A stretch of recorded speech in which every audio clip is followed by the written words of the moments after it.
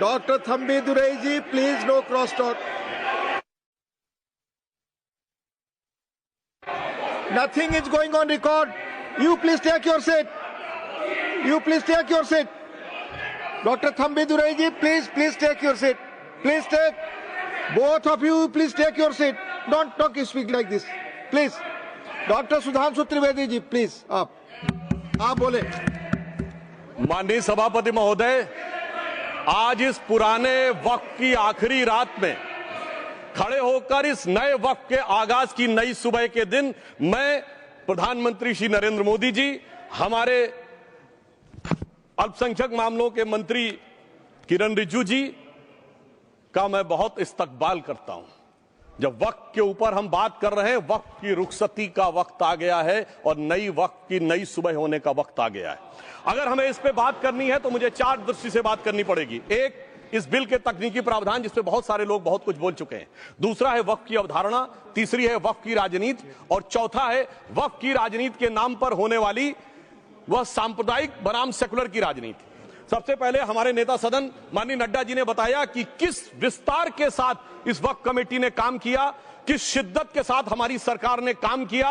और चाहे वक्त कमेटी के जेपीसी के चेयरमैन हमारे उस सदन के सदस्य जगदम्बिका पाल जी रहे हो, हमारे मंत्री जी रहे हो, सबने जिस शिद्दत से काम किया है, तो उनके लिए मैं माननीय प्रधानमंत्री जी अपनी सरकार की तरफ से कहना चाहता हूं कि उन्होंने एक इबादत के भाव से काम किया है।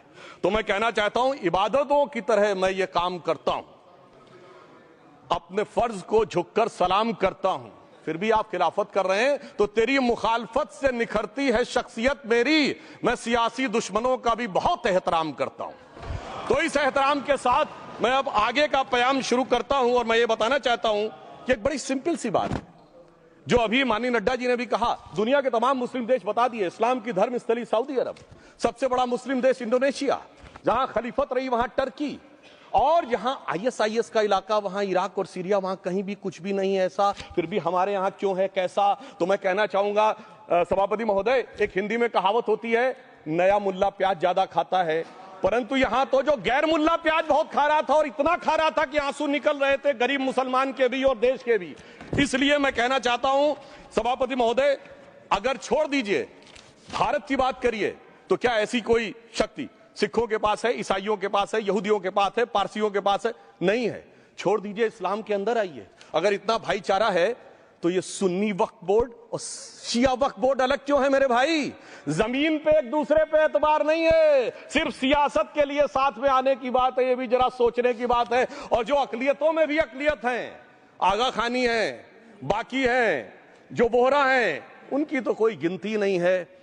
हमारी सरकार ने पहली बार मुस्लिम समाज के अंदर भी ईमानदारी से सबको समान प्रतिनिधित्व देते हुए एक नई सुबह के नए वक्त का आगाज किया है। इसके लिए मैं सरकार को बधाई देना चाहता हूं। और सिर्फ ऐसा ही नहीं है, मुस्लिम समाज के अनेक लोग इस प्रकार के नियमों से बहुत प्रभावित हुए और बहुत प्रताड़ित हुए, जिसके अनेक उदाहरण बहुत लोगों ने बताए होंगे। मोहम्मडन एजुकेशन सोसाइटी कोल्हापुर का केस है, ईदगाह मैदान हुबली का केस है, जिसपे सुप्रीम कोर्ट ने साफ साफ उसको हुबली धारवाड़ म्युनिसिपल कॉर्पोरेशन को वापस कर दिया। अनीसा अयासा वर्सेस तमिलनाडु वक्फ बोर्ड का केस है, तेलंगाना स्टेट वर्सेस मोहम्मद मुजफ्फर का केस है, हिमाचल प्रदेश वक्फ बोर्ड वर्सेस ख्वाजा खलीलुल्लाह का केस है, और सभापति महोदय ताजमहल पर भी दावा कर दिया गया। अब तो मैं पूछना चाहता हूं, और सुप्रीम कोर्ट ने अपने जजमेंट में कहा कि भाई शाहजहां के जमाने का लिखा फरमान लेके आइए, तब हम मानेंगे कि इस पे कोई दावा है या नहीं।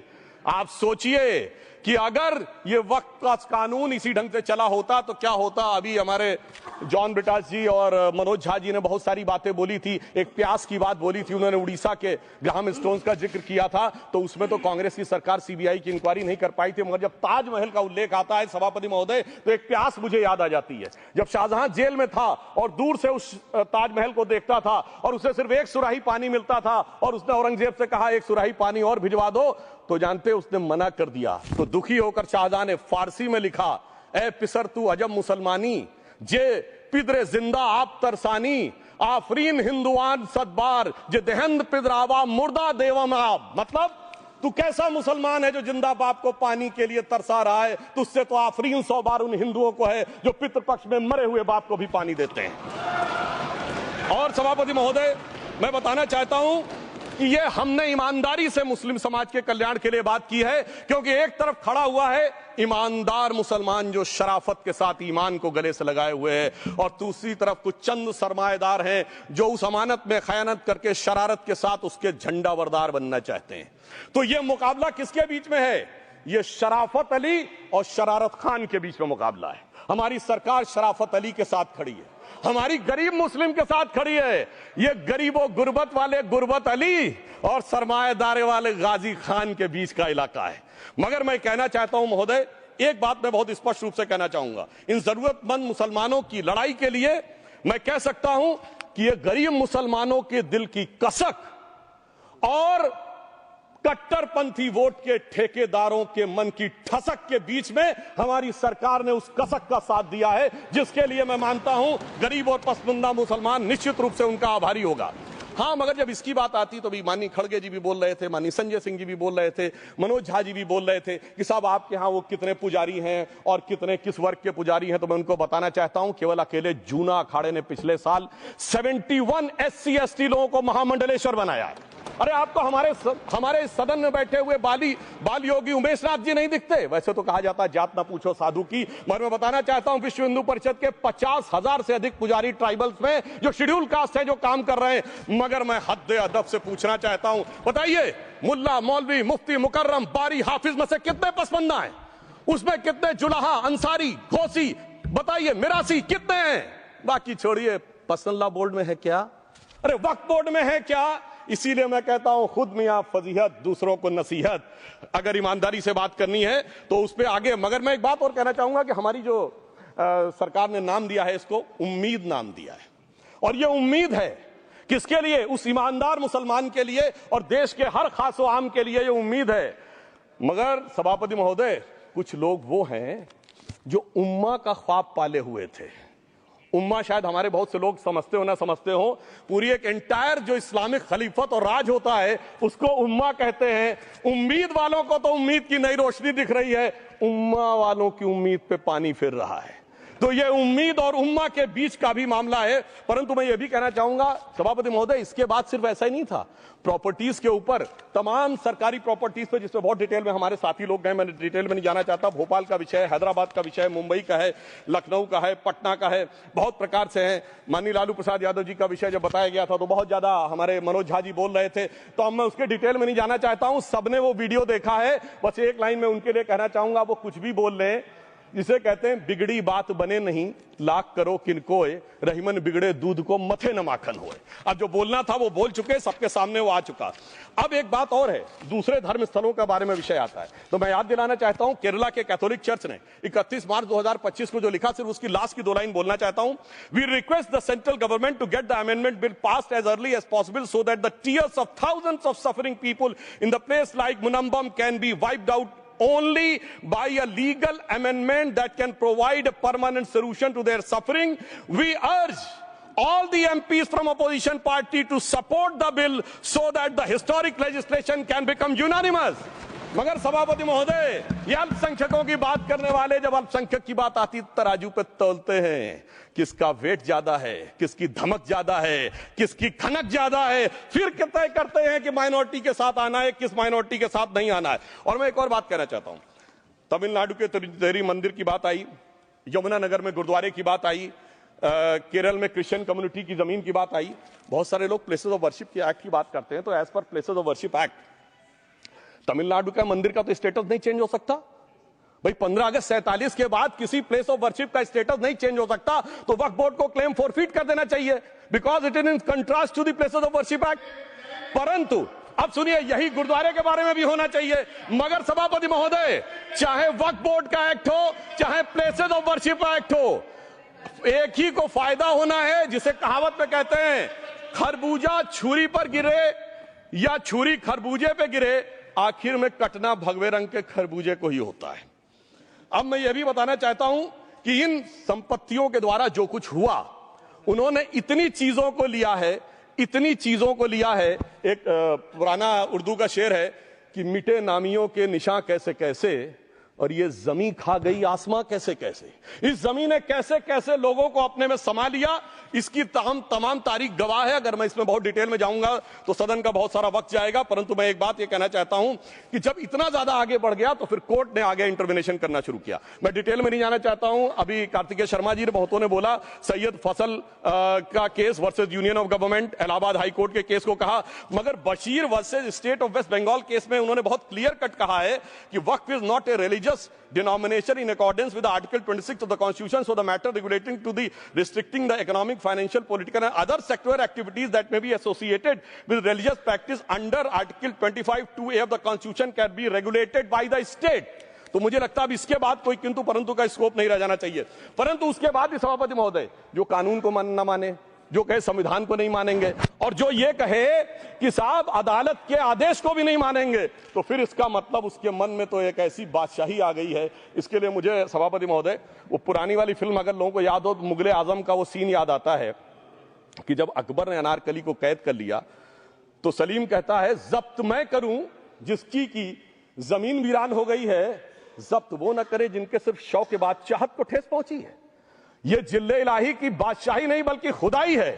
मैं कहना चाहता हूं जो संविधान को न माने, कानून का न माने, इसका मतलब वो अपनी खुदाई में जी रहा है। तो ये वो लोग हैं। और वैसे मैं सभापति महोदय खुदाई से आजकल बहुत से लोगों को डर लगता है, क्योंकि जहां जहां खुदा है वहां वहां भगवान है, जहां जहां खुदा है वहां वहां भगवान है। बाकी आप सब बहुत बुद्धिमान हैं। अब मैं ये भी बात कहना चाहता हूं, और वैसे आखिर में उस अनारकली को कैद से छुड़ाने के लिए सलीम का एक हिंदू साथी दुर्जन सिंह ही आया था। मैं कह सकता हूं कि वक्फ की इस मुकद्दस जमीन को अगर कैद करके रखा है तो उन चंद लोगों ने जिनके दिमाग आज भी उन चीजों में भरे हुए हैं कि कोई समझता हम तो किसी जमाने में हुक्मरान वक्त थे, कोई कहता हुजूर नवाब थे, कोई कहता बादशाह आलमगीर थे, कोई कहता है बादशाह गाजी जिंदा पीर थे।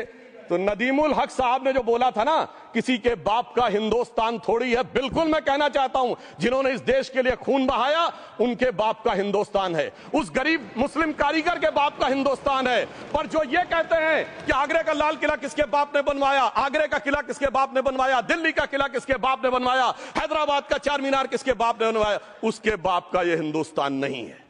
और उसके बाद भी जो आप करना चाहते हैं, अगर इस रास्ते में आप कांटे बिछाना चाहते हैं, तो उनके लिए एक लाइन कहना चाहता हूं सभापति महोदय, तेरी तमन्ना है पर हम खार न बोने देंगे, खार कांटों को कहते हैं, तेरी तमन्ना है पर हम खार न बोने देंगे, तुझे हम राह की दीवार न होने देंगे, तू सबको रौंद कर आगे जो निकलना चाहे हम तेरी इतनी भी रफ्तार न होने देंगे। और इसीलिए हमारी सरकार ने इस विषय के ऊपर एक सही और सटीक प्रयोग करने का प्रयास किया है। मैं दूसरी बात यह भी बताना चाहता हूं, हमारे डीएमके के तिरुचि शिवाजी ने अनायास अकारण यह बात बोली थी कि उस समय जब जिन्ना का उल्लेख करते हुए उन्होंने कहा कि पार्टीशन के समय, तो मैं उनके सुलभ संज्ञान के लिए बता देता हूं, 1946 की कॉन्स्टिट्यूएंट असेंबली में मद्रास प्रेसिडेंसी में 30 आउट ऑफ 30 सीट जो थी वो मुस्लिम लीग ने जीती थी विद 95% ऑफ वोट्स, और एक भी मुस्लिम वहां के बाद बाहर नहीं गया। इसलिए मैं ईमानदारी से कहना चाहता हूं, फैक्ट को समझिए।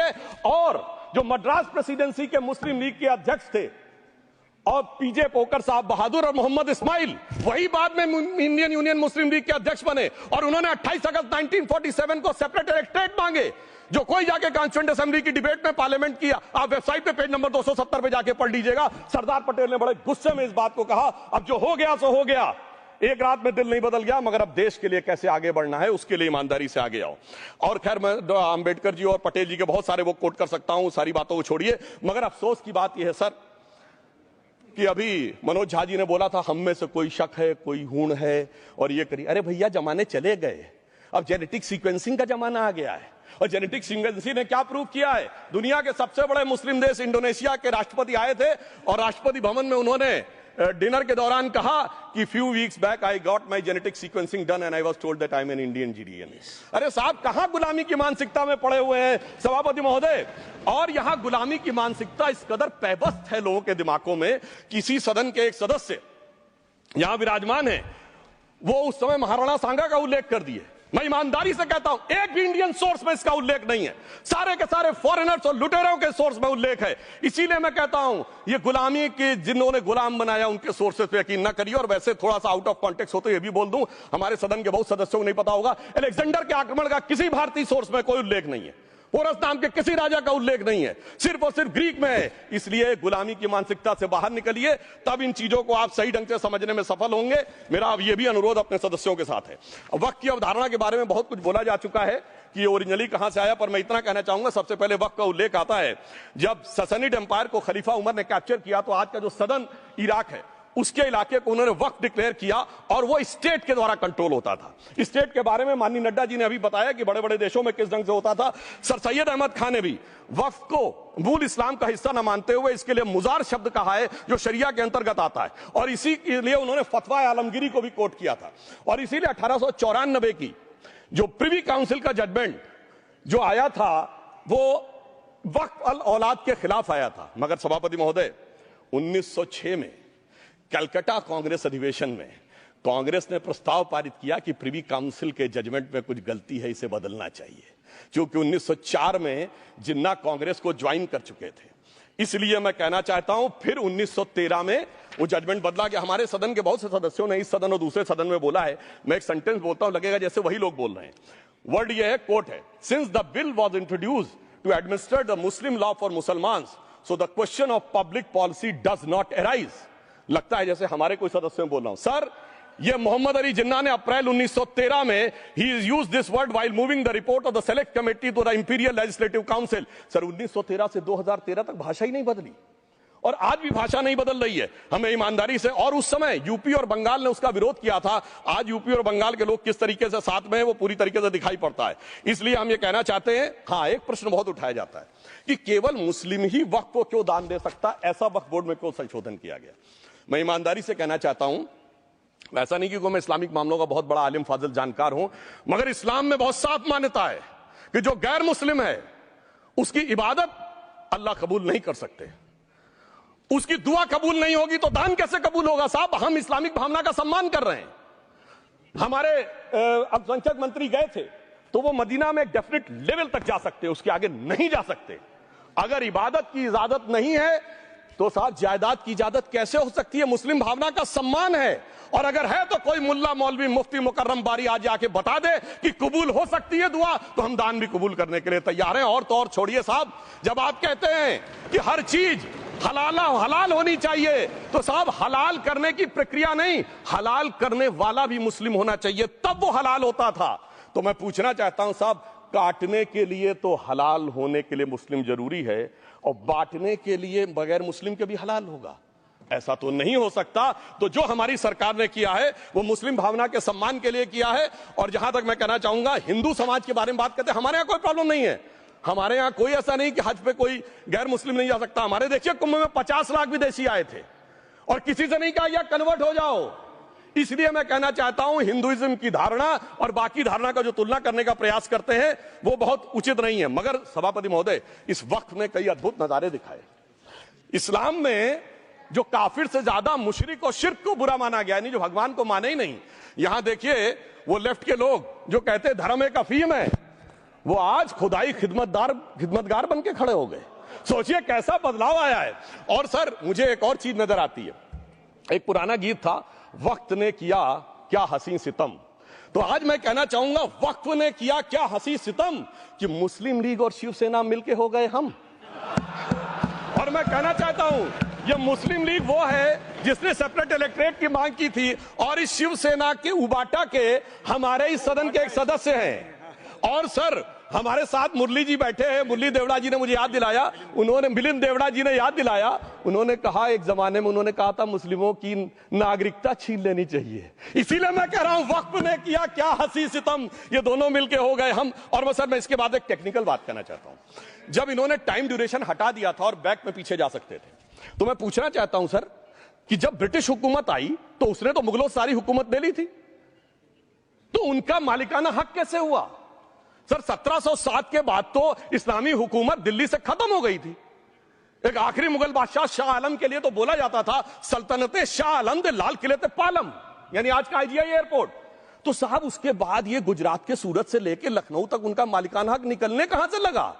अरे भाई, जब दिल्ली को कैप्चर किया था अंग्रेजों ने तो सारी जमीन अंग्रेजों की थी। तो जब मैं अपने कांग्रेस के मित्रों से पूछना चाहता हूं, ये जब गवर्नमेंट ऑफ इंडिया एक्ट में पावर डीड ट्रांसफर की थी तो पढ़े नहीं थे क्या? या खोखले कागज पर साइन कर लिए थे? या कागज सही था, आप खोखला करने की बात है? मैं पूछना चाहता हूं, जब 250 साल तक वो हुकूमत ही नहीं रही तो उस हुकूमत के फरमान की लेजिटिमेसी कैसे हो सकती है? ये मैं कानूनविदों के लिए भी एक फूड फॉर थॉट रखने की बात करता हूं। और दूसरी बात मैं कहना चाहता हूं, ये किन हुकूमतों की बात कर रहे हैं सभापति महोदय? अगर सूरत नगर निगम पे दावा है मुगल के जमाने का और तमिलनाडु के मंदिर पर अरकाट के नवाब का, सभापति महोदय, ये वो हुकूमतें थी जो जजिया लगाती थी, ये वो हुकूमतें थी जो जिम्मी का कॉन्सेप्ट रखती थी, ये वो हुकूमतें थी जो गाजी की बात करती थी। क्या भारत के संविधान में उन हुकूमतों के फरमान को सही मान्यता देना सही है? बिल्कुल गलत है। मैं कहता हूं, बाबा साहब अंबेडकर के संविधान में यदि आप ऐसी हुकूमतों के फरमान को रखने की कोशिश करते हैं तो this is fraud on constitution. और हमारी सरकार ने अगर बैकडेट से वो बंद किया है तो उस फ्रॉड को रोकने की पूरी व्यवस्था की है। और यहां पर मैं ये भी कहना चाहता हूं सभापति महोदय, जमींदारी उन्मूलन 1948 में हो गया, मगर ये बाद में जमींदार कैसे क्रिएट हो गए? हमने बचपन में विनोबा भावे, हम लोग के जन्म से बहुत पहले की बात है, विनोबा भावे जी के भूदान आंदोलन की बात सुनी थी, जिसमें जमींदारों से पैसा लेके जमीन लेके गरीबों को दी जाती थी। पर सभापति महोदय, कभी आपने सुना कि गरीबों की जमीन जमींदारों को मिल जाए? वो 2013 के बोर्ड ने वो व्यवस्था कर रखी थी। यानी वो भूदान आंदोलन था गांधी जी के शिष्य विनोबा जी का, तो आज के गांधियों के नेतृत्व में भू हड़प आंदोलन शुरू हो गया। अगर वो भूदान आंदोलन था तो ये भू हड़प आंदोलन था। इसलिए मैं एक और बात भी कहना चाहूंगा सभापति महोदय कि जिन हुकूमतों के फरमान की बात की जाती है, एक और फैक्ट है, इसको कोई अन्यथा न ले, जितने मुस्लिम बादशाह अलाउद्दीन खिलजी के बाद उन्होंने बगदाद की खलीफा का खुतबा पढ़ा है। That is a foreign rule, it's on record. कैसे उसको भारत सरकार मान्यता दे सकती है? इसलिए मैं कहना चाहता हूं, जरा सा गौर से देखेंगे तो हकीकत आपके सामने आ जाएगी। और क्या कभी किसी ने कल्पना की, किसी क्रिश्चियन ने तो नहीं कहा कि इंडिया गेट हमारा है, गेटवे ऑफ इंडिया हमारा है, और चर्च नहीं सही फिर भी चर्च गेट हमारा है? तो फिर यह केवल किसी एक के दिमाग में क्यों आती है? हमने जो इवैक्यू एक्ट के तहत दे दिया था पाकिस्तान के गए लोगों को, क्या हमारे जो सिख और हिंदू भाई आए थे उनकी जमीनें मिली? अरे महाराजा रणजीत सिंह की राजधानी लाहौर थी और काबुल तक था राज, तो क्या उन्होंने जमीनें नहीं दान दी होगी गुरुद्वारे और मंदिरों को? वो मिली। अरे वो तो छोड़िए, ननकाना साहब और करतारपुर साहब तक नहीं मिला था। इससे दिखाई पड़ता है कि कितनी एक तरफा हम लोगों ने कोई निगोशिएट ही नहीं किया और उसे करने की बात कही थी। इसलिए मैं कह सकता हूं सर, अब हमारी सरकार ने जो संशोधन किए हैं, अब यह मजहबी हुकूमत के फरमान से नहीं, बाबा साहब अंबेडकर के संविधान से चलने वाला है। अब मैं अंत में उस विषय के ऊपर आता हूं जिसे सांप्रदायिक राजनीति बनाम सेकुलर राजनीति इसके ऊपर कहा जाता है। सभापति महोदय, मैं बताना चाहता हूं कि जब आजादी मिली उसके बाद क्या किसी ने डिमांड किया था कि हमें वक्फ बोर्ड चाहिए? नहीं किया था। फिर क्यों 54 में दिया गया? किसी मुस्लिम ने डिमांड किया क्या कि मदरसे चाहिए? फिर क्यों दिया गया? मुस्लिम समाज तो राष्ट्र की मुख्य धारा में आने को तैयार था, इसीलिए यूसुफ खान, दिलीप कुमार के नाम से आने में उन्हें कोई प्रॉब्लम नहीं थी। महजबीन बानो को मीना कुमारी के रूप में आने में प्रॉब्लम नहीं थी। मुमताज बेगम को मधुबाला बन के आने में प्रॉब्लम नहीं थी। हामिद अली को अजीत के रूप में आने प्रॉब्लम नहीं थी। मगर, और मैं यह भी बताना चाहता हूं, मुस्लिम समाज में बहुत बड़ा तबका उस समय इस बात को सोच रहा था, और अभी कपिल सिब्बल साहब बोले, ये उस चीज के वकील नहीं, इन्हें पता होना चाहिए, पता होगा कि सुन्नी सेंट्रल वक्फ बोर्ड राम मंदिर में 1961 में मुद्दई बना है, 12 साल के बाद। क्योंकि के मोहम्मद ने लिखा है कि एक बहुत बड़ा तबका था जो ये मानता था कि हमें इस चक्कर में नहीं पड़ना चाहिए। मगर अफसोस कि वही लेफ्टिस्टों, सेकुलरिस्टों ने उनको समझाकर इस मुकाम तक लाकर खड़ा कर लिया। अब यहां मैं एक और बात कहना चाहूं, खैर छोड़िए उन सरकारों ने बाद में क्या दिया, मगर उसके बाद सुनिए, इंदिरा जी के जमाने में मुस्लिम पर्सनल लॉ बोर्ड आया, तो राजीव जी के जमाने में शाहबानो केस आया, तो नरसिम्हा राव के जमाने में 95 का एक्ट आया, तो मनमोहन सिंह जी के जमाने में 2013 का एक्ट आया, मगर इलाज नहीं निकला। तो इसे एक शेर में कहूंगा कि मरीजे सेकुलर इश्क पर लानत खुदा की, मर्ज बढ़ता गया जो जो दवा की। अब मैं सभापति महोदय एक और बात कहना चाहता हूं, शुरू के 20-25 साल में मुस्लिम समाज के बारे में मैं कहना चाहता हूं। आज जब आजादी मिली तो मुस्लिम समाज के प्रतीक कौन थे? उस्ताद बिस्मिल्लाह खां, उस्ताद फरीदुद्दीन डागर, उस्ताद बड़े गुलाम अली, उस्ताद जाकिर हुसैन, जिनकी अभी कुछ दिन पहले डेथ हुई, बड़े बड़े नगमा निवार, हसरत जयपुरी, मजरूर सुल्तानपुरी, साहिर लुधियानवी, कैफी आजमी, जोश मलियाबादी, जिगर मुरादाबादी। अब सर क्या हो गया? तब मुस्लिम समाज इन अदब के शाहकारों के साथ जोड़ा जाता था। आज मुस्लिम समाज का नेतृत्व किन लोगों के साथ जोड़ता है? इशरत जहां, याकूब मेनन, मुख्तार अंसारी, अतीक अहमद, दाऊद इब्राहिम, कौन जोड़ रहा है ये? तब से सर, जब से ये सेकुलर हो गया देश 1976 से और सेकुलर सियासत शुरू हुई, उसने ले जाकर इनको इस मुकाम तक पहुंचाया। और इस वक्फ बोर्ड के बिल में भी जो बात कही जा रही है सर, मुस्लिम समाज को यह समझाया गया कि तुम्हें बीजेपी वालों को तुमसे बड़ी अदावत है और कहा गया इनको बड़ी मोहब्बत है। जब यह देश आजाद हुआ, मैं उत्तर प्रदेश का रहने वाला हूं, उत्तर प्रदेश में 1931 की संसद में 8% रेट ऑफ डेथ थी और सैयद मुसलमानों में 24% थी। यूपी की ब्यूरोक्रेसी में 20% थे। आज कहां चले गए सब? मैं एक लाइन में कहना चाहूंगा, ये अदावत और मोहब्बत की सियासत में ऐसे फंसे कि किसी को किसी की मोहब्बत ने मारा, किसी को किसी की अदावत ने मारा, मगर इस शराफत अली को सेकुलर सियासत ने मारा। और मैं सभापति महोदय एक और बात कहना चाहता हूं कि चलिए बोलिए। Fauzia Khan, please one second, mic is there. Yes, ये बोल रहे हैं मुस्लिम समाज आज का इशरत जहां और फलाना टेररिस्ट के साथ नाम जोड़ रहे हैं। ये बिल्कुल आरोप है सर, इसको एक्सपंज करना चाहिए। ये समाज के साथ अन्याय है। ये बात आपको एक्सपंज करना होगा सर, ये बात को। एक honourable member, if you would carefully go through what Sudhanshu has said, I am sure you will appreciate his spirit. Just think for a moment. He has not cast any aspersions. Sudhanshu, go ahead. Time में जवाब दूंगा और उसके बाद ये हमारा सदन माने ना माने जो देख रहे होंगे उनके लिए कहना चाहता हूं sir, doctor APJ Abdul Kalam. One second.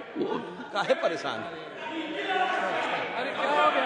Vaiko ji, honourable member, Vaiko ji, oh my God, Vaiko ji,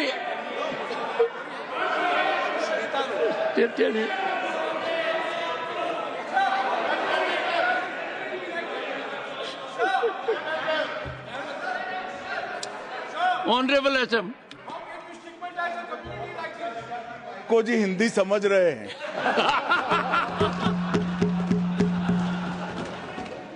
One second. Fauziya Khan, one second. First, I think. One second.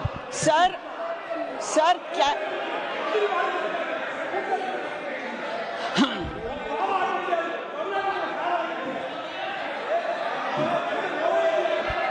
Sir, community cannot be stigmatized. Yes, sir. An entire community cannot be branded like this. Fauziya Khan ji, I'll come to you. I'll give you the opportunity. Honorable Finance Minister. But one line he said. One line. No, one nimisham irungappa, please. He might be very emotional, sir. But that one line he said is objectionable, and I will seek your indulgence to remove it. He said, Tamil Nadu la kaaru vai paakren.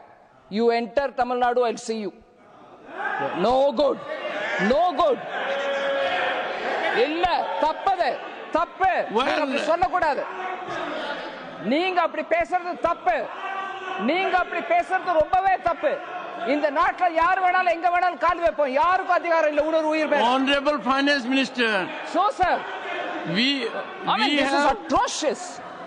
You set foot in Tamil Nadu, take care. What is that language? We have a Home Minister after a long time who has brought about changes unthinkable. What he said, you can be fully assured. Yes, Honorable Home Minister. Yes, Jairam ji. Minister, please.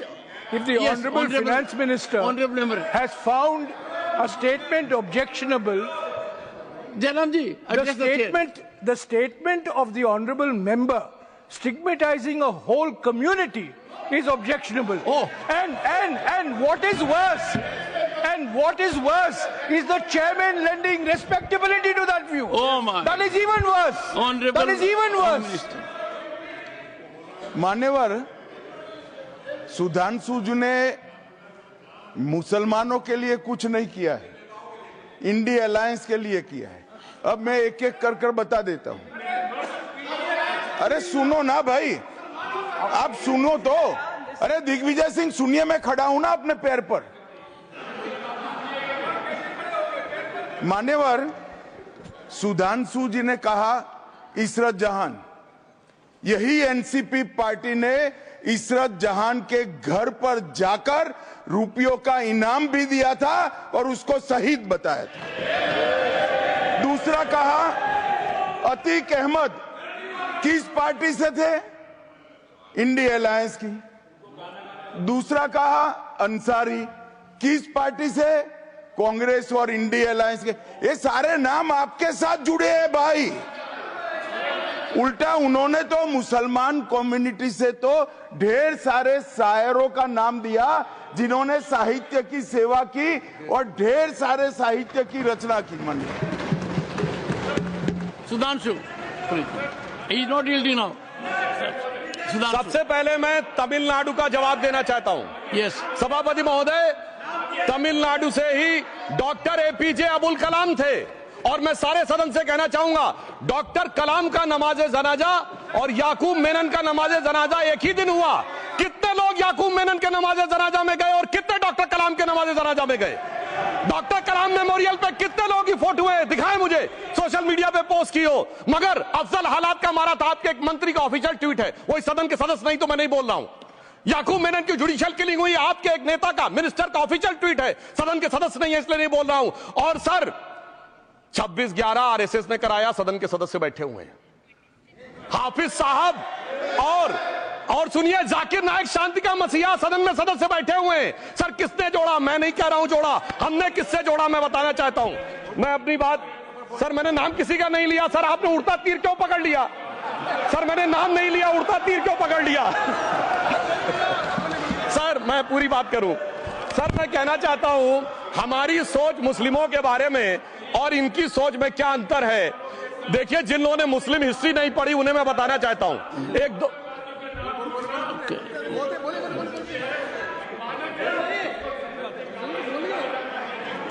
सभापति महोदय, मैं थोड़ा उन लोगों को Islamic history के बारे में बताना चाहता हूं। Honourable Digvijaya Singh, please, no I give a chance, I give. माननीय सदस्य, ऑनरेबल दिग्विजय सिंह जी। माननीय सभापति महोदय, जो माननीय सदस्य ने बात कही है, मैं सुन रहा था डॉक्टर त्रिवेदी जी की बात।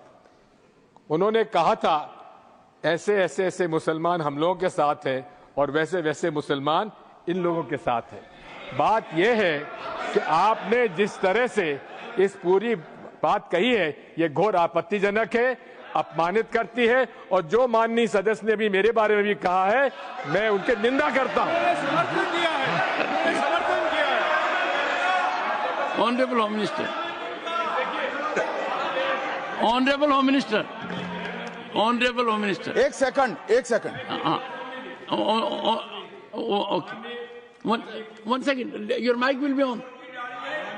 जी महोदय, मुझे ये सब कहने की जरूरत नहीं है, लेकिन जो गुजरात में दंगे और फसाद हुए, कौन कौन उसके लिए जिम्मेदार थे बताइए।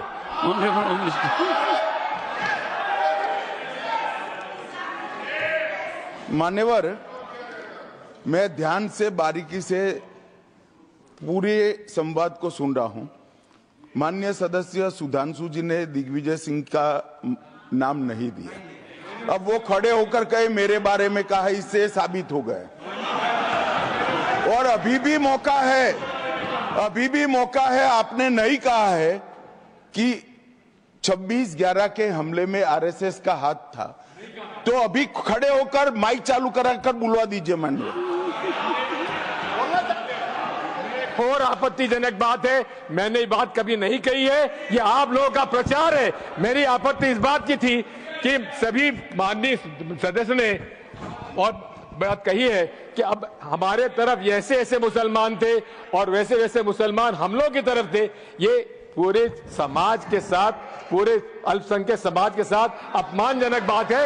और माननीय सभापति महोदय, आप बताइए, माननीय गृह मंत्री जी, आप वहां पर थे, गृह मंत्री थे, जब दंगे हुए थे तो आप लोगों का क्या रोल था, ये जन जाहिर करे, जन जाहिर। होम मिनिस्टर, नेवर इनको मेरा हुआ ऐसा है कि मैं ही दिखाई पड़ता हूं आपकी। सुनिए अब सुनिए ना दिग्विजय सिंह, सुनिए 1 मिनट सुनिए। दंगे शांत होने के बाद 18 महीने के बाद मैं गृह मंत्री बना, दंगा हुआ तब मैं गृह मंत्री नहीं था।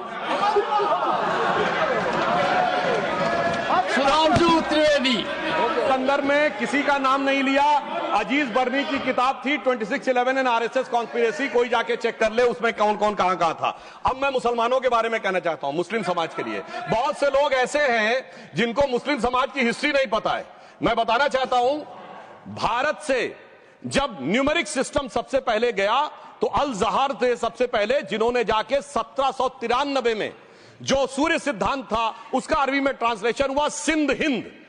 और हम बता रहे हैं हम किस तरह के मुस्लिम को साथ रखते हैं। डॉक्टर कलाम से बड़ा आलिम इस्लाम में साइंसदान नहीं हुआ, और आरिफ मोहम्मद खान साहब जो बिहार के गवर्नर हैं उनसे बड़ा आलिम फाजिल मुसलमान आज सियासी जमात में तो नहीं होगा, यह मैं दावे के साथ कह सकता हूं। मगर मैं बताना चाहता हूं सर, उसके बाद उन्होंने एक किताब लिखी, एक सर 10th सेंचुरी के मुस्लिम राइटर थे जिन्होंने किताब लिखी, उसका नाम था the compendious book of balancing and completion according to Hindu calculation, जिसको शॉर्ट में अल जब्र कहा गया, और वहां से अलजबरा निकला। और सर उसके बाद अल ख्वारिज्म आया। और सर आज मेरे ख्याल से सदन के बहुत से लोगों को नहीं पता होगा, ये जो एल्गोरिथम वर्ड है ये अल ख्वारिज्म से आया हुआ है। एक जमाने में इस्लाम में बैतुल हिकमत था, यानी वो सबसे बड़ा हिकमत का केंद्र था, जब एक से एक लोग होते थे। बहुतों को नहीं पता होगा कि कोलंबस ने जिस नक्शे के थ्रू दुनिया ट्रेवल किया था वो बनाने वाला भी एक मुस्लिम था, अल इदरीसी। मगर सर एल्गोरिथम आज ऐसा बदला कि एआई के एज में दलगत भावना से ऊपर उठकर औरंगजेब के साथ खड़े हो गए। सर ये एल्गोरिथम किसने बदल दिया, ये मैं बताना चाहता हूं। इस पे थोड़ा सोचने की जरूरत है। इसलिए मैं कहता हूं मुस्लिम पॉलिटिक्स की सोच क्या थी, हमने किन मुसलमानों का साथ दिया है, मैं बताना चाहता हूं सर। वीर अब्दुल हमीद की शहादत की 50वीं वर्षगांठ 2015 में हुई। प्रधानमंत्री मोदी जी ने उनके पूरे परिवार को और उनकी पत्नी को बुला के सम्मानित किया, और इन लोगों ने उस यासीन मलिक को, जिसके ऊपर 3 एयरफोर्स के ऑफिसर्स को हत्या करने का आरोप था, वो प्रधानमंत्री आवास में। सर साफ दिखाई पड़ता है कौन किसके साथ खड़ा हुआ है, कौन किस तरह के मुसलमान के साथ खड़ा हुआ है। और सर मैं ये भी कहना चाहता हूं सर, ये सर अपने टर्न पे बोलिए सर, पिछले 30-35 सालों से हुआ खड़ा किया जा रहा है। 1990 में जब राम मंदिर आंदोलन हुआ, कहा गया बीजेपी आएगी उत्तर प्रदेश में खा जाएगी। सर बीजेपी आने के बाद उत्तर प्रदेश में जानते क्या हुआ सर, 22 साल से शिया सुन्नी के बीच में जो दंगे चलते थे और मदे साबा का जुलूस नहीं निकलता था, शिया समुदाय का मदे साबा का जुलूस लखनऊ में हमारी सरकार में निकलना शुरू हुआ। और उसके बाद कहा गया केंद्र में भाजपा आएगी तो खा जाएगी। सर अटल जी की सरकार आई, इतनी शानदार स्थिति रही। उसके बाद कहा गया गुजरात में आएगी तो भाजपा खा जाएगी। सर गुजरात का मुसलमान आज सबसे समृद्ध मुसलमान है, सबसे ज्यादा जकात वहां से आता है। उसके बाद कहा गया मोदी जी की सरकार आएगी तो क्या होगा। सर मोदी जी की सरकार आने के बाद हमारे साथियों ने बताया है अल्पसंख्यक समुदाय के 70% लोग हैं जिनको किसी न किसी एक योजना का लाभ जरूर मिला है। और सर फिर कहा गया सीए आएगा तो नागरिकता छिन जाएगी। सर उसके बाद भी आपने सब देखा, और सर हम बचपन में सुनते थे कि राम मंदिर बनने लगेगा तो मिडिल ईस्ट के देश पेट्रोल देना बंद कर देंगे। सर राम मंदिर भी बन रहा है, और भारत मिडिल ईस्ट कॉरिडोर भी बन रहा है, और अबू धाबी में भी मंदिर बन रहा है, और 4 मुस्लिम देशों ने सर्वोच्च नागरिक सम्मान मोदी जी को दिया हुआ है। इसलिए मैं कहना चाहता हूं सर, मर्ज हो तो उसका इलाज किया जा सकता है। जैसे हमारे यहां वैद धनवंतर माने गए हैं, इस्लामी अकीदे में वैद हकीम लुकमान माने गए, तो कहा गया है उनके लिए कि इसमें क्या रखा है, देखे है जो तू आन के पास, बदगुमा वहम की दारू नहीं लुकमान के पास। यानी मर्ज का इलाज है, पर वहम का इलाज तो हकीम लुकमान भी नहीं कर सकते जो आपने पाल कर रखा है। मैं कहना चाहता हूं हम किन मुसलमानों की बात करते हैं। आप गंगा जमुनी तहजीब की बात करते हैं। सर दारा शिकोह औरंगजेब का बड़ा भाई था, उसने उपनिषदों का अध्ययन किया, संस्कृत में अनुवाद कराया और नाम रखा सिर्रा अकबर, यानी वर्ड्स ऑफ गॉड। मैंने किसी को दारा शिकोह की जयंती बनाते हुए नहीं देखा। मैं पूछना चाहता हूं बेगम बीबी ताज, उनके घर पे जाते किसी ने सुना? सर ये बताइए, आलम शेख इतने बड़े कृष्ण भक्त के कवि, किसी ने सुना उनके घर पे जाते हुए? मलिक मोहम्मद जायसी जिन्होंने पद्मावत लिखा, उत्तर प्रदेश के रहने वाले, उनके घर पे कोई गया? ये बताइए ब्रिगेडियर मोहम्मद उस्मान के घर पे कौन गया? आजमगढ़ में, गाजीपुर के रहने वाले थे, आज तक जाने वालों में नहीं दिखे। और मैं सर बताना चाहता हूं एक और बात सर, एक सैयद इब्राहिम रसखान हुए हैं, बहुत बड़े कृष्ण भक्त के कवि सर, जिन्होंने क्या लिखा, उन्होंने कहा मेरा अगला जन्म हो तो भी मैं कृष्ण भक्ति बनना चाहूंगा, मनुष्य बनूं तो ग्वाल बाले के रूप में और पशु बनूं तो गाय के रूप में। उन्होंने कहा मानुस हो तो वही रसखान बसों ब्रज गोकुल गांव के ग्वारन, जो पशु हो तो कहा बस मेरो चरो नित नंद की धेनु मजारन। सर उन्होंने कहा गायों के बीच में नंद बाबा की गायों में जन्म लेना चाहूंगा, मगर सर आज एक ऐसे नेता आए हैं इस देश में जिनको गायों से बदबू आने लगी है, तो उनके लिए मुझे मेरे मन में भाव आता है सर कि श्री रामचंद्र कह गए सिया से ऐसा कलयुग आएगा, गोपालक श्री यदुवर कुल में एक ऐसा नेता आएगा जिसे बकरे कटने में खुशबू मिलेगी, गौ माता में बदबू पाएगा। रामचंद्र कह गए सिया से कैसा कलयुग आएगा। अब सर मैं एक और बात भी कहना चाहता हूं, हम किनको मानते हैं सर, नजीर अकबराबादी को सुनिए, कृष्ण भक्त के लिए क्या कहा। सर मैं एक बोलना चाहता हूं, बुल्ले शाह ने क्या कहा। बुल्ले शाह ने कहा, अभी होली गुजरी है, उसने कहा था आज होली खेलूंगी मैं कर बिस्मिल्लाह। उन्होंने आगे कहा अलस्तु बिरबिकुम प्रीतम बोले, सब सखियों ने घूंघट खोले, नाम नबी की रतन चढ़ी, सुनिएगा, नाम नबी की रतन चढ़ी और बूंद पड़ी अल्लाह अल्लाह, आज होली खेलूंगी मैं कर बिस्मिल्लाह। तो मैं भी कहता हूं अब बिस्मिल्लाह करिए और उसके बाद हमारे इस सहयोग करिए, इस सकारात्मक उसका, वरना अल्हम्दुलिल्लाह जो हम मुसलमानों के लिए और देश के लिए करना चाहते हैं उसमें हमें सफलता जरूर मिलेगी। अंत में मैं सिर्फ ये कहना चाहता हूं सर, तमाम प्रकार की बातें यहां पर हुई, सकारात्मक और नकारात्मक, मगर अफसोस की बात यह है कि 1913 के वक्फ वाल औलाद से लेके 2013 के वक्फ वाल औलाद तक इनकी फितरत नहीं बढ़ती, क्योंकि सर ये तो पार्टियां ही अल औलाद है, तो इनको तो उससे बहुत ज्यादा वो होगी। पर मैं सिर्फ अंत में कहना चाहता हूं सर, अपनी सोच बदलिए। आप जिस कश्ती पे सवार होकर इस दरिया को पार करने की कोशिश कर रहे हैं, पिछले 75 साल में नहीं कर पा रहे हैं, 10-12 साल में बहुत हिचकोले खा रहे हैं, तो कश्ती और रास्ता बदलिए। तो इनके लिए अंत में एक पंक्ति कहते हुए बात समाप्त करना चाहूंगा कि इन्होंने कश्ती भी नहीं बदली, दरिया भी नहीं बदला, पर इन डूबने वालों का जज्बा भी नहीं बदला, पर है शौक सफर ऐसा, एक उम्र हुई हमने मंजिल भी नहीं पाई, रास्ता भी नहीं बदला।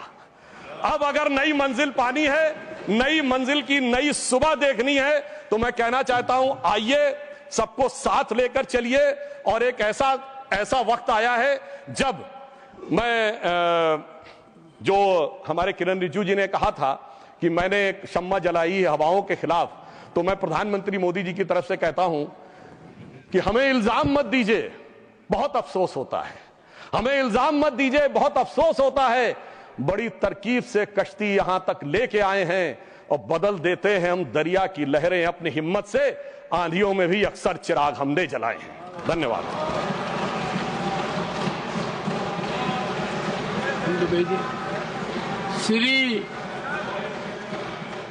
श्री जावेद अली खान, क्या पॉइंट ऑफ ऑर्डर?